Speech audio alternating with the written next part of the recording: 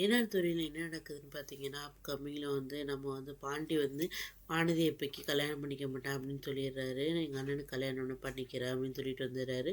நம்ம சேரனுக்கு வந்து கல்யாணம் பண்ணலாம் அப்படின்னு பார்த்தா வந்து சேரன் வந்து நினைக்கிறாரு, நம்ம கல்யாணம் ஆனால் வந்து கண்டிப்பாக வந்து நிலா இங்கேருந்து போயிடும்.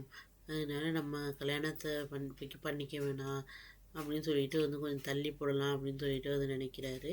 ஆனால் வீட்டில் உள்ளவங்களாம் ஒரு வழியாக சேரனை சம்மதிச்சு வந்து பாண்டியோட வாழ்க்கை வந்து இதாகணுன்னா நீங்கள் கல்யாணம் பண்ணிக்கிட்டா தான் முடியும் அப்படின்னு சொல்லிட்டு வந்து ஒத்துக்க வைக்கிறாங்க.